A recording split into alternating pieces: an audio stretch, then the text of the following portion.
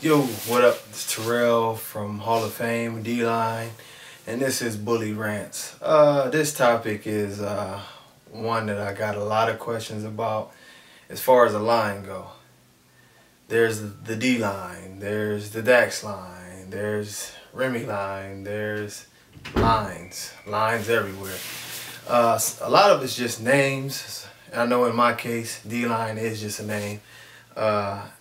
And my opinion on an actual line is this.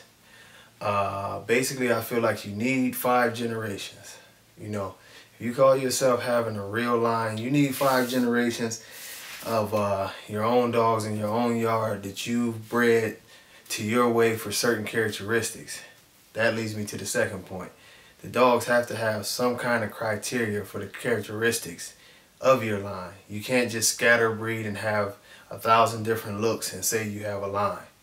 You know, it's in my opinion, a line is similar to what we talked about before with the registries. Is you pick a standard, and if that dog is your standard and the, excuse me, and the look that you're going for, then you proceed to breed towards that look and towards that standard, and making that standard the best it can possibly be.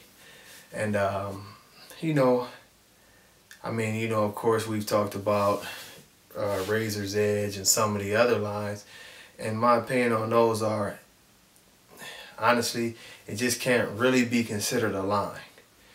And the reason why, maybe originally, if it's possible that they have 5 generations deep in their own yard, which I do believe some of them do, you know, including Razor's Edge, then that part of it's a line. But in order for you to have a line, you have to control your line. You have to be the one breeding your dogs. If you buy a dog off of me and you breed that dog with something in your yard, that's not my dogs at that point. Yeah, it came off of my dogs, but just like, you know, some of the dogs that are out there now, I'm proud of, that are off of some of my dogs. They're not Hall of Fame dogs. There's not nothing that I can take credit for because that's someone else's work. My plan as of now, as it goes for D-Line and Hall of Fame itself, is that I am doing my own program where I handpick the dogs that I want to certify as a part of my line, and with dogs, and when all my certification means is that this dog is meeting the standard and can be bred under the name of Hall of Fame. You know, some dogs that I breed won't make that cut.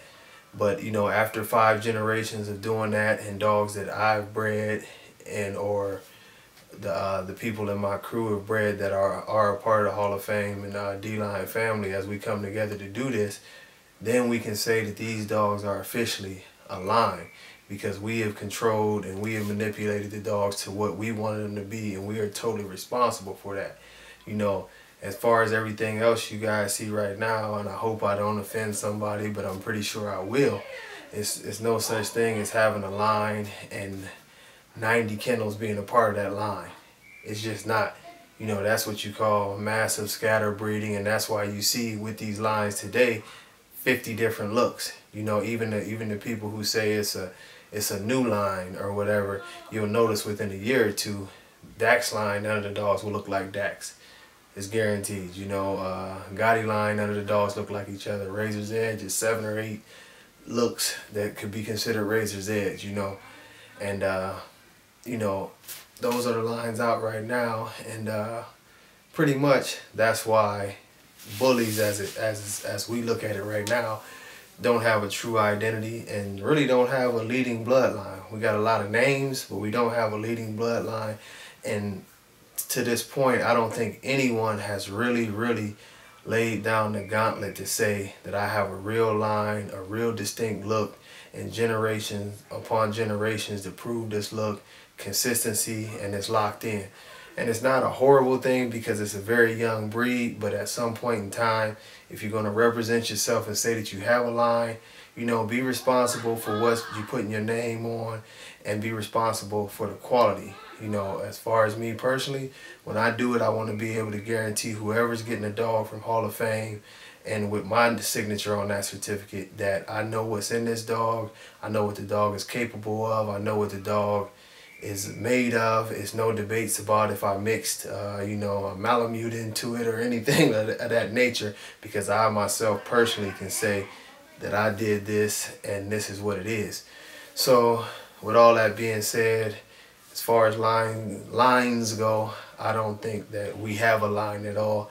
Hopefully I answered your questions in some kind of way. If you feel like you want to dispute it or you agree, just go ahead and hit the post and tell me how you feel.